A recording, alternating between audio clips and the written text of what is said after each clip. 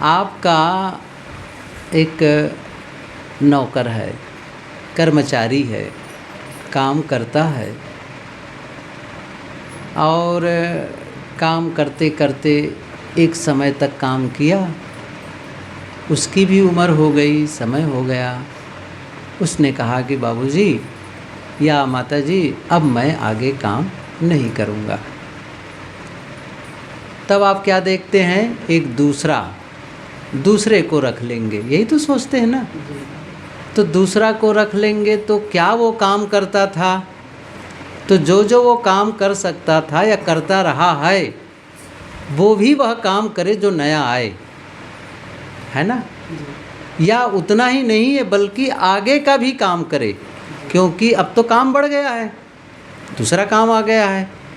जैसे कोई पहले मैनुअल का रजिस्टर में लिख कर के सब सारे काम होते थे। मुझे पता है इलाहाबाद में भी पारक प्रकाश का काम करना होता था, या फिर ऑफिस का अकाउंट संबंधी होता था तो रजिस्टर से होता था। अब क्या हो गया, कंप्यूटर से, है ना, सब कंप्यूटराइज्ड है। अब जो कंप्यूटर न पढ़ा हो तो क्या कहेगा, अब ये मेरे से संभव नहीं है, तो क्या करेंगे, वो कंप्यूटर वाला बुलाएंगे। सही है ना। लेकिन जो पहले काम किया है, यदि उसको वो छोड़ दिया या छुड़ा दिए उसको और कंप्यूटर शुरू कर दिए, तो पहले जो किया है उसका अपमान है ये। क्या उसका अपमान होना है ये? नहीं है ना। पहले जो किया काम उसके प्रति भी धन्यवाद है, जितना किया, लेकिन अब एक सिस्टम बदल गया है। सही है ना। ये मैं क्यों बता रहा हूँ, ये बता रहा हूँ कि पहले तो ये सोचो कि आप जो लोग चित्र की, मूर्ति की या तुलसी की पूजा करते हो या करती हो, हाँ, ये जो करते हैं, अब पहली बात तो मैं यही पूछना चाहूँगा, वह क्या क्या काम करता था आप लोगों के लिए? कुछ तो काम करता रहा होगा, किसी ने कहा होगा करने के लिए, या आज तक कोई यहाँ 3 साल से पूछती होंगी, 4 साल से पूछती होंगी, 10 साल से पूजा करती होंगी, किसी को 20 साल भी हो गई पूजा करते करते। तो इतने दिन तक पूजा करने से आपके जीवन में कौन कौन से लाभ हुए? मेरे ये दुर्गुण छूट गए, मेरे ये विकार छूट गए, मेरे में ये अच्छाइयाँ आ गई, ये पता तो चले। और एक सौदागर था, सौदागर क्या, व्यापारी, नाम एक ही है। वो क्या बेचता था, टोपी बेचता था। बच्चों वाली टोपी नहीं होती है, वो टोपी गांव गांव घूम करके अपने एक बड़ा सा डलिया होता था उसमें रख लेता था और उस टोपी को बेचा करता था। ऐसे ही गर्मी का मौसम, जा रहा था एक गांव से दूसरी गांव, थका था, एक बड़ा सा पेड़ था, घनी छाया थी, सोचा कि थोड़ा विश्राम कर लूं, और वो विश्राम करने लगा। शायद झपकी लग गई होगी। अच्छा, टोकरा बड़ा सा रखा हुआ था और वो खुद टोपी पहना हुआ था, और ऐसा था उस बड़े पेड़ पे बहुत सारे बंदर थे। कहानी पुरानी है। बंदर नीचे आए और नीचे आकर के सब टोकरी में से टोपी निकाल के पहन लिए, और कहाँ चले गए, उसी पेड़ पर। अब जब उठा ये व्यापारी, देखा तो कहा कि ये तो टोकरा खाली हो गया है। तब देखा ऊपर तो बंदर सब टोपी पहने हुए हैं, अब कैसे होगा, टोपी कैसे ली जाए? अब ये तो मानने वाले नहीं है, फिर उतने ऊपर मैं कहाँ से जाऊँ? तो सोचा बंदर ही तो है। फिर उसने क्या किया, जो टोपी अपनी पहनी थी उसको निकाल करके ऐसे फेंक दिया। जैसे फेंक दिया तो जितने बंदर ऊपर टोपी पहने सब निकाल के टोपी नीचे फेंक दिए। क्योंकि वो उनको टोपी पहने देखे तो अपना पहन लिए थे, अब टोपी सब फेंक दिए। सारी टोपियाँ वो बटोर करके टोकरी मिली और चल दिए। समय बीतता चला गया, कई साल बीत गए। अब वो जो व्यापारी था वो मर गया। अब उस काम को उसका बेटा करने लगा। अब उसका बेटा कर रहा था। इतना समय बीत गया, वर्षों बीते, फिर वो बेटा जब आया और ऐसा संजोग उसी पेड़ के नीचे वो भी विश्राम किया। अब की क्या हुआ, फिर से वही वो टोपी टोकरे में रख कर के विश्राम करने लगा और फिर से बंदर उतरे। ये तो कहानी पहले वाली ही ना। अब दूसरी उसी के आगे क्या हुआ कि वो टोकरी में से बंदर टोपी निकाल के फिर पहन लिए और फिर जाके ऊपर बैठ गए। ये देखा कि सारे टोकरे तो खाली है और सारी टोपियां बंदर पहने हुए हैं। तो शायद वो अपने पिताजी से किस्सा सुना रहा होगा, घटना घटी थी। उसने सोचा कि ये तो बड़ा सरल उपाय है, टोपी फेंकूंगा सब फेंक देंगे, और सचमुच उसने टोपी फेंक दी। अब कोई बंदर टोपी नहीं फेंक रहा है, तो एक बंदर के पास टोपी नहीं थी, वो भी झट से आए उस टोपी को पहन लिया। अब कैसे हो, टोपी नहीं। तब उन बंदरों ने कहा, आप क्या समझते थे, आपकी पुरानी जो ट्रिक है ना, पुराना ढंग है, वही काम आएगा।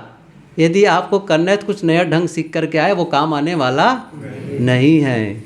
समझ गए मैं क्या कहना चाहता हूँ? वो हर बार काम नहीं आएगा जो पहले वाला ढंग है। ढंग बदलो, सही है ना, नहीं तो टोपी मिलने वाली नहीं है। वो मैं क्या कह रहा था, जो आप लोग पूजा पाठ करती हो अच्छा है, करो, कोई गलती नहीं है, और मैं किसी को ज़बरदस्ती रोकूंगा भी नहीं, ये करो या ना करो, आपकी इच्छा। और मैं जानता हूँ इतनी बातें कहने के बावजूद जब मैं 2 दिन के बाद चला जाऊँगा फिर वही करना शुरू करेंगे। करो, कोई बात नहीं है, कोई नुकसान नहीं। लेकिन मैं सोचता हूँ कि जो काम करो क्या वह आपके जीवन में कुछ फ़र्क ला रहा है, कुछ फ़ायदा ला रहा है, कुछ परिवर्तन ला रहा है? नहीं तो एक चक्र है, बस घूमते चले जा रहे हैं, कोई मतलब नहीं है।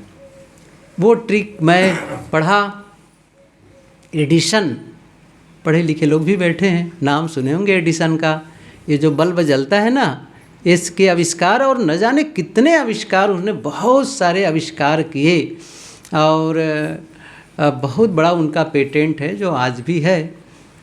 तो वो वैज्ञानिक एक जो विद्युत था ना, उससे वो कुछ बल्ब जलाना, प्रकाश करना चाहता था, पूरी पृथ्वी में प्रकाश करना। तब जब बल्ब नहीं था, एडिसन बल्ब तो था नहीं, तो वो बहुत सारे फाइबर को प्रयोग करता था, इससे जले, इससे जले, इससे जले। तो जितने करीब 5-6 हज़ार वो प्रयोग कर चुके फाइबर की, किससे जले, कौन सा फिलामेंट से जलेगा, ऐसा कहा करके। तो और जो नहीं प्रयोग में वो जल पाता था उसको, यह इससे बल्ब नहीं जलेगा, उस सूची में उसको लिख लेते थे। सही है ना, इससे बल्ब नहीं जलेगा, और दूसरा शुरू करता था, ठीक है, और दूसरा प्रयोग करता था। अच्छा मान लो एक बात पूछूं, वो बल्ब जो नहीं जलता था, लिख लिया था, क्या उसको फिर से प्रयोग करता? वो नहीं करता। बस यही है, जिन विधाओं को लेकर के जो हम, चाहे वो घर का काम हो, चाहे वो उपासना पद्धति हो, पूजा पाठ हो, यदि वह अब कारगर नहीं हो रही है तो हमें क्या करना है? दूसरा प्रयोग करना चाहिए कि नहीं करना चाहिए? आपको पूछूं, आप लोग अस्वस्थ होते हैं, बीमार हो जाते हैं तो डॉक्टर के पास जाते हैं और डॉक्टर के पास दवाई करवाते हैं, तो थोड़ा बहुत तो हो गया लेकिन पूरी बीमारी नहीं गई। तब क्या करते हैं? चाहे जो हो उसी डॉक्टर के पास रहेंगे। क्या करते हैं? डॉक्टर बदल देते हैं ताकि हमारी पुरानी बीमारी पूरी बीमारी ख़त्म हो जाए। अच्छा, पूरा डॉक्टर बदल देना गलत है? सही है कि नहीं है? बस यही तो मैं कहना चाहता हूँ, आप सबको जो फ़ायदा होना चाहिए वो हो जाए। असली चीज़ क्या है इसको समझो। असली चीज़ क्या है? हम किसी की पूजा करते हैं, ज़रा ध्यान दो, चाहे कोई कबीर साहब का चित्र रखे, चाहे राम का रखे, कृष्ण का रखे, शिव का रखे, या किसी की भी चित्र रख ले, मूर्ति रख ले, देवी की, देवता की, किसी की रख ले, पूजा करते हैं या करती हो आप लोग, किसके लिए करती हो? ये पूजा उस चित्र में जो भगवान का चित्र है, तो भगवान के लिए पूजा करते हैं कि अपने लिए करते हैं? सोच के बताओ, सोचे नहीं है क्या अभी? मैं क्या कहा, जैसे मंदिर गए, मंदिर में मूर्ति है, भगवान की मूर्ति है ना, अच्छा उस मूर्ति के लिए पूजा करती हो कि पूजा अपने लिए करती हो? किसको फायदा पहुंचाना चाहते हैं? नहीं सोच, यही तो समस्या है, यही तो मैं बताना चाहता हूँ। कुछ सोच समझ के करते क्यों ही कर रहे हैं। फिर से कह रहा हूँ, भगवान राम की मूर्ति है, भगवान राम का फायदा पहुंचाना चाहते हैं कि अपना फायदा? सही है, अपना फायदा। या तो ऐसा तो नहीं कि भगवान राम को कोई कमी हो, हमारे देने से उनको फायदा हो जाएगा, भगवान कृष्ण को कोई कमी है उनको फायदा हो जाए। क्या करते हैं, ख्याल करो जरा से, अपने लिए करते हैं ना, तो अपना फायदा होने का क्या मतलब है? या तो कोई मांग करने जाए, मेरा धन बड़ा हो जाए। क्या मांग कर रहे हैं? मेरे बेटे की नौकरी लग जाए, मेरी बीमारी चली जाए, मैं मुकदमा में विजयी हो जाऊं, इसी आशा से जा रहे हैं जी। सही, ये सौदेबाजी होना चाहिए जी। क्या चाहिए, होना चाहिए? सौदेबाजी ही तो करते हैं। किसी ने कहा है कि एक मंदिर के बाहर बहुत सारे भिखारी होते हैं और भीतर में भी भिखारी रहते हैं, भीख मांगने ही तो जाते हैं। हे भगवान मेरे लिए ये कर दो, मुझे ये दे दो, ये दे दो, एक मकान और दे दो, एक गाड़ी और दे दो। मांग रहे कि नहीं मांग रहे हैं? ये भिखारीपन से काम बनेगा? आपको भौतिक चीज़ें चाहिए तो बाहर मेहनत करो। और केवल मैं एक बात बताऊं, कोई काम न करे, कोई न दुकान में जाए, न खेती करे, न नौकरी करे, और केवल पूजा करे, सच्चे मन से करे ना, धन बढ़ जाएगा। और पढ़ाई लिखाई न करे, और क्या वो परीक्षा में पास हो जाएगा केवल पूजा करके? किसके लिए कर रहे हो बताओ? आपको करना पड़ेगा कि नहीं पड़ेगा? आप केवल पूजा के बल पर अपने जीवन को बदल सकते हो? नहीं बदल सकते हो। फिर से कह रहा हूँ, कोई आदमी क्रोध बहुत करता है, कोई आदमी सिगरेट पीता है, तम्बाकू खाता है और पूजा करता है, तो क्या पूजा करने से उसका क्रोध खत्म हो जाता है या हुआ है? जो लोग घूस लेते हैं, चोरी करते हैं, वो पूजा करते कि नहीं करते हैं? दुकान में मिलावटबाजी करते हैं, धोखाधड़ी करते हैं, वो पूजा करते कि नहीं करते हैं? तो फिर क्या अर्थ है? अच्छा मेरी बात समझ में नहीं आ रही है? कड़वी नहीं लग रही है? समझ तो आ रही है ना? तीर्थ में घूम के आए, मैं अच्छी तरह जानता हूँ। ये गोंडा जिला में एक जगह है रगड़गंज, है ना? वहाँ हम गुरुदेव जी के साथ कितनी बार गए, और वहीं पर एक आश्रम गुरुदेव जी के नाम से था, सालपुर। वहीं से कुछ कदम, मतलब पैदल चल के जाते थे। कई साल पहले की बात है। बेटा थोड़ा बढ़ाओ तो इसकी आवाज़, संभव है तो। हाँ हेलो, हाँ आप वैसे ही रखना, पहले वाली, बस बस बस, ठीक है। हाँ ठीक, चलेगा चलेगा, धन्यवाद हमारा ख्याल किए। तो एक समय ऐसा हुआ था कि पूरा समाज था गुरुदेव जी के साथ। गुरुदेव जी मतलब समझ रहे हैं ना, सदगुरु अभिलाष साहब। तो उनके साथ समाज, सुबह सुबह गाड़ी आई, पूरा सामान भर दिए, संत लोग गाड़ी में बैठ गए, और साहब ने कहा कि मैं पैदल जाऊंगा, इतनी दूर है, टहलना भी सुबह सुबह हो जाएगा और पहुंचना भी हो जाएगा। तो सब चले गए, मैं गुरुदेव जी के साथ चलने लगा पीछे पीछे। आश्रम के कुछ दूर पहले ही एक घर था, और शुक्ल जी बुजुर्ग, मैं देखा उनको, पहले भी देखा था। उनकी उम्र उस समय 100 साल के आसपास हो गई थी। पहले घोड़ा था, बहुत बढ़िया घोड़ा, घोड़े पर चला करते थे वो शान से। फिर अब जब उस समय की बात है, जब गए उसके बाद तो मैंने उनको देखा भी नहीं। अब तो खैर शरीर ही नहीं रहा होगा। तो उस समय वो अपनी आँखों से देख नहीं पा रहे थे। लेकिन गुरुदेव जी के पास जाकर उनके घर वाले कहे थे, महाराज जी जब आप आश्रम जाएंगे तो रास्ते में घर है, तो आप थोड़ी देर के लिए हमारे यहाँ दर्शन देंगे, थोड़ी से हम आपका चरण धोएंगे और थोड़ा बैठेंगे घर के लोग। कुछ ऐसी बातें थी। तो मुझे पता नहीं था, गुरुदेव जी ने कहा अरे उनके यहाँ शुक्ल जी के यहाँ जाना है, तो मैं तो पीछे पीछे चल गया। ऐसी चौकी लगी थी, गुरुदेव जी बैठ गए, चलकर वहाँ जा कर के आसनी मैंने बिछा दी होगी, बैठ गए। और उसी समय घर वालों ने उनको बताया, जो जिनके बारे में शुक्ल जी कह रहा हूँ, तो वो बताए कि महाराज जी पधार चुके हैं, आ गए हैं और आसन में विराजमान हैं। ये बात सुनी उसने, तो क्या किया उसने बताऊँ, तम्बाकू खा रहे थे वो, और तम्बाकू को ऐसे निकाला और निकाल करके फेंके। वो तो देख नहीं रहे थे खुद, उनको क्या लगा होगा महाराज जी भी नहीं देख रहे हैं, और तो देख रहे थे, मैं भी खड़ा खड़ा देख रहा था। ये घटना घटी। अब तो गुरुदेव जी कुछ बोले नहीं। पहले कितनी बार मिल चुके थे, जा चुके थे, बोल चुके रहे होंगे, कुछ नहीं बोले। अब तो एकदम वृद्ध और जर्जर हो चुके हैं, पता नहीं पका आम है कब टपक पड़े वो स्थिति थी। फिर क्या हुआ, कुछ बातचीत हुई हो और उसके पश्चात चल दिए वहाँ से। जब निकले उनके घर के बाहर, खेतों पर गए, खेतों के रास्ते पर गुरुदेव जी ने कहा ये जो पंडित जी थे 4 बार 4 धाम करके लौटे हैं। कितनी बार?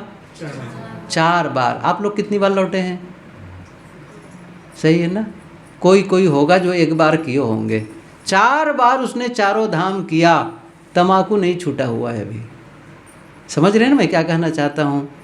गुरुदेव जी कहते थे कई लोग होते हैं तीर्थों में करके आते हैं, चारों धाम करके आते हैं, अपनी भैंस खोल करके दूसरे के खेत में चराने लगते हैं। परिवर्तन हुआ? मैं ये चाहता हूँ आप जब अपने फायदे के लिए कर रहे हैं तो आप में परिवर्तन तो आना चाहिए ना। आप में सद्गुण आना चाहिए, आप में विनम्रता आनी चाहिए, आप में शालीनता आनी चाहिए, सबके प्रति प्रेम और सहयोग का भाव आना चाहिए। और ये नहीं है तो केवल औपचारिक। और इधर भी पूजा पाठ भी हो रही है और उधर चोरी हिंसा भी हो रही है। और कई ऐसे मंदिर उधर कलकत्ता इत्यादि में तो मैं तो गया भी हूँ, वहाँ पर, यहाँ काठमांडू भी गया हूँ, वहाँ भी देखा हूँ, वहाँ पर भैंसे काटे जाते हैं, बकरे काटे जाते हैं। अब सोचो क्या मतलब निकलता है। बहुत कई साल पहले की बात है, मेरे ख्याल से 1991 की बात होगी। ये पुरी जाना हुआ था, यहाँ अयोध्या में रहता था उस समय, आश्रम में, जीयनपुर वाला आश्रम है उसमें। वहाँ से 2 हमारे एक और साथी हमारे, जिनका अब शरीर नहीं रह गया, वहाँ से कलकत्ता गए, बिहार गए, बिहार से कलकत्ता गए, कलकत्ता से पुरी गए और वहीं से भुवनेश्वर आए, जहाँ की राजधानी है। तो भुवनेश्वर में जिनके घर गए थे, शायद जगह कम रही तो राम मंदिर में हम लोग का निवास दिए। पुजारी जी हम लोग के लिए भोजन बनाते थे और वहीं हम लोग विश्राम करते थे। कभी कभी कोई आ गया तो कुछ सत्संग छोटी मोटी हो जाती थी। और आज से 30 साल पहले मुझे भी उतना बोलने का ढंग नहीं था, कुछ बातें हो जाती थी। तो पुजारी जी बड़े अच्छे प्रेमी थे, सब कुछ करते थे। एक दिन क्या हुआ कि राम मंदिर था और मंदिर के पीछे कुछ जगह थी, बना हुआ था, पक्का और खाली जगह थी। मैं एक दिन ऐसे ही टहलते हुए, शाम का समय था, और ऐसे टहलते टहलते पीछे चला गया। जब पीछे गया तो वो पुजारी और उनके कई साथी मिल करके गांजा का दम लगा रहे थे।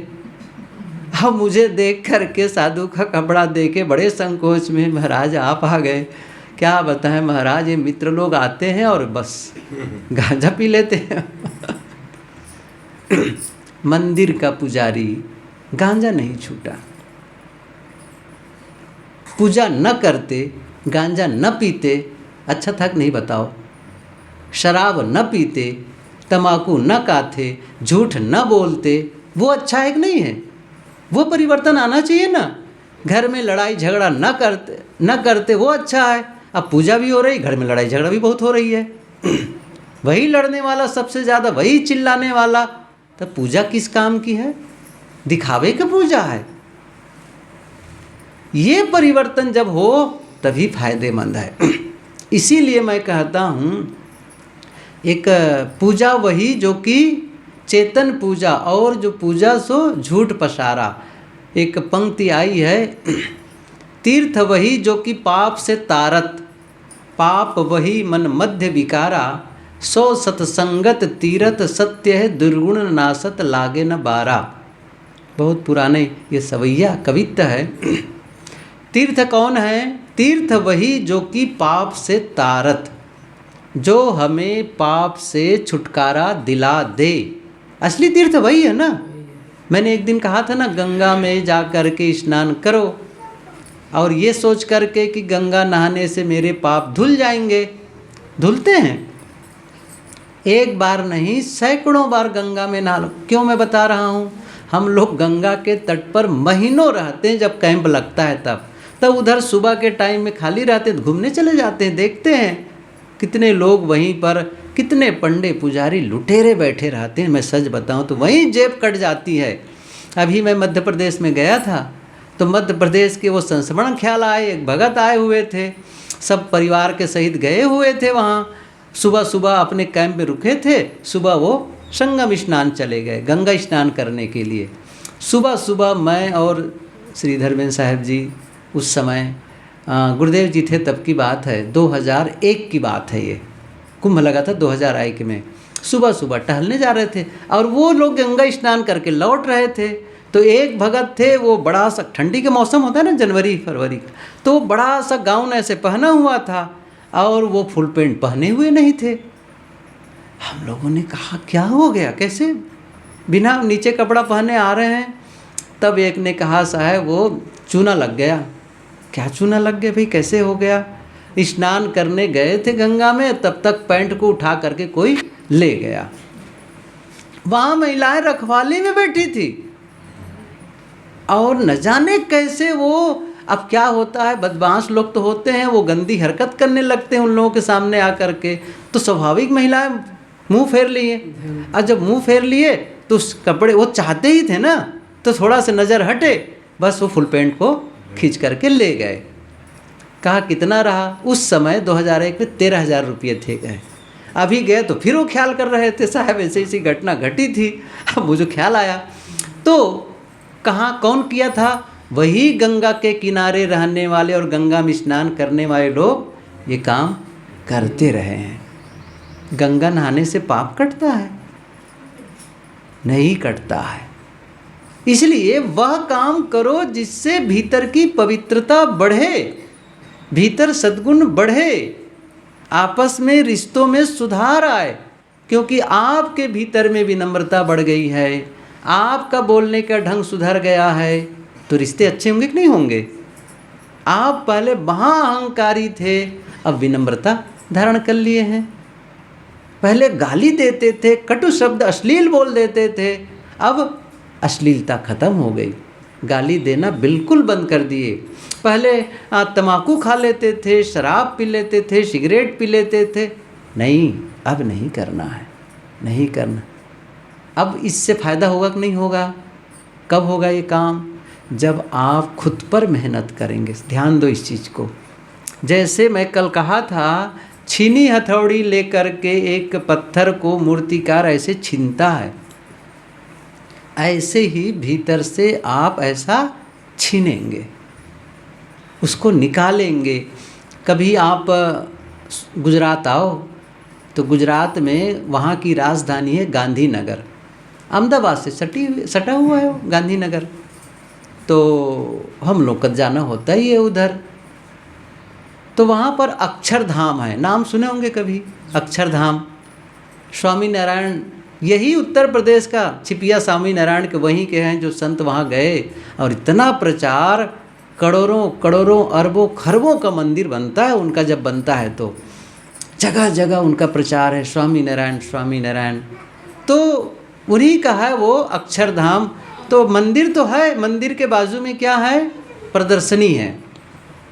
उसी प्रदर्शनी में जो एंट्रेंस है, प्रवेश द्वार है, वहाँ पर एक पत्थर की मूर्ति है। मूर्ति क्या है? अधूरी है। वो पत्थर में आदमी की मूर्ति बन रही है, अधूरी, जानबूझ के रखें उसको, ऐसा सिस्टम ही है।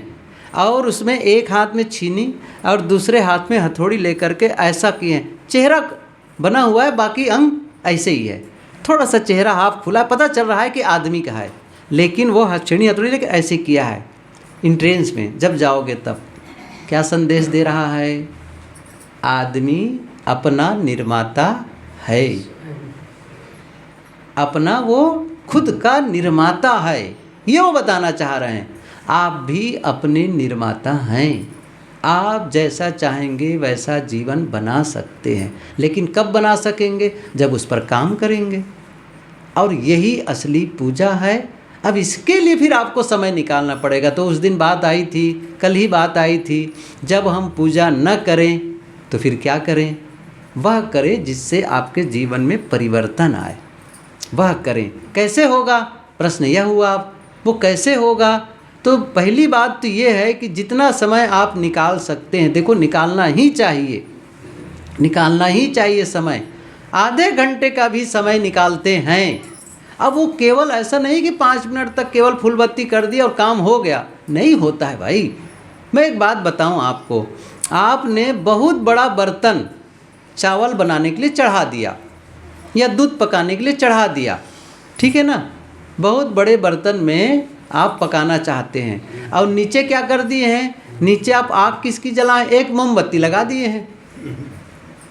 अब कहें कि भात बनेगा, बनेगा, तब कहोगे आग लगाओ, तब आग तो लगा दिया हूँ, आग है कि नहीं बताओ? आग तो लगी हुई है, अब भात बनना चाहिए। अच्छा बनेगा कि नहीं बनेगा? इसका मतलब है उसी के अकॉर्डिंग आपको ईंधन चाहिए, नहीं तो कहोगे उससे नहीं बनने वाली है। ऐसे ही आप केवल औपचारिकता में 5 मिनट कहीं आप जैसे वहाँ करते थे उतना ही कर लोगे तो काम नहीं बनेगा, नहीं बनेगा। क्या करना पड़ेगा? थोड़ा से आपको ज़्यादा समय देना पड़ेगा, समय देना पड़ेगा। और मैं यह भी कहा करता हूँ कि आप ज़्यादा समय मान लो अलग से न निकाल पाए तो सुबह उठो तभी कर लो। एक दिन बता नहीं रहा था वहाँ सुबह उठ करके क्या करना है? बताया था कि नहीं? वहीं उनके यहाँ बताया था कि सुबह उठ करके आपको जैसे आँख खुले, नींद खुले ही आप थोड़ा सा, बहुत सारे विचार चलने लगते हैं, कहा था ना, अच्छे विचार आते हैं और पुराने गलत विचार भी आ जाते हैं, बहुत सारी बातें याद आने लगती हैं जिससे हम परेशान होते हैं। उसको आप अच्छे विचारों के से बदलाव कर दो, स्थापित कर दो।